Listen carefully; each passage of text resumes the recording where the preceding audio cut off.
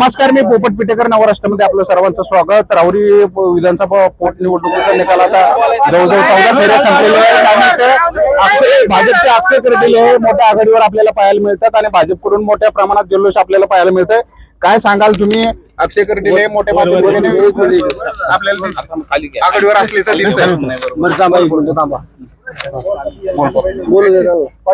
काय सांगाल? अक्षय कर्डिले मोठ्या मताधिक्याने आघाडीवर असल्याचं आपल्याला पाहायला मिळतंय. आनंद आहे ना. अक्षय दादा 1 लाख मताच्या पुढे निवडून येणार आहेत. मतमोजणी चालू आहे. 15 फेऱ्या अखेर अक्षय दादा काहीतरी 70-70 हजार मताच्या आघाडीवर आहे. आणि अक्षय दादा एक खेळाडू प्लेअर आहे. हे चंगू मंगूंचं काम नव्हतं अक्षय दादा पुढं निवडणूक करण्याचं. हे निवडणूक लादल्या गेलेली. हे 2-4 टोळबैरे उभा राहिले, निवडणूक लादली. त्यांची लायकी पण नव्हती अक्षय दादा पुढे निवडणूक करायची. कर्डिले साहेबांचे आशीर्वाद येतं. साहेब नसल्याचं एक दुःख आहे आम्हाला. अक्षय दादा आमदार झालेत याचा आनंद पण आहे. आणि आम्हाला युवा पिढीला अक्षय दादा आमदार होणं इतकं अत्यंत गरजेचं होतं. खरं तर राहुरीकरांनी जे प्रेम शिवाजीराव कर्डिले यांना दिलं होतं तेच प्रेम आता अक्षय कर्डिले यांना पाहायला मिळते. देणार ना राहुरीत स्वर्गवासी कर्डिले साहेबांनी भरपूर विकासात्मक कामं केल्यामुळे बऱ्याचशा लोकांचे एक संबंध ऋणांबंध जोडले होते. आणि त्या कर्डिले साहेबांच्या आशीर्वादामुळं अक्षय दादांना त्यांनी भरभरून प्रेम दिलं. काय सांगाल तुम्ही?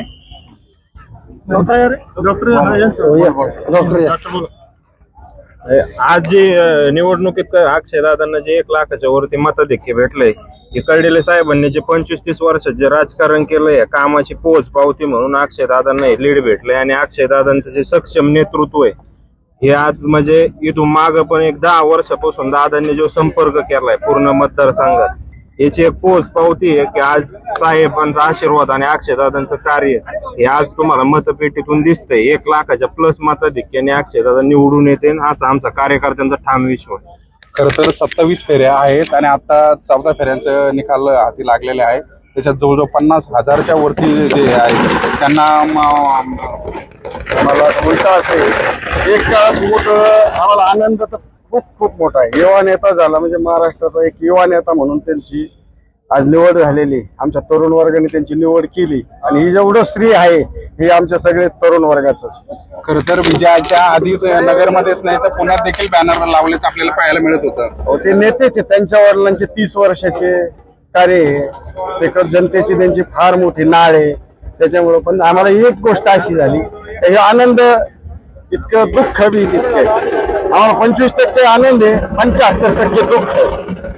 अशा पद्धतीने अजून जवळजवळ 15 मतपेट्या उघडायच्या आहेत आणि त्याचं मतमोजणी करायची आहे. आताच त्यांना 50,000च्या वरती लीड जे आपल्याला पाहायला मिळते आणि त्याच्यामुळं भाजपकडून मोठ्या प्रमाणात इथं जल्लोष आपल्याला पाहायला मिळते.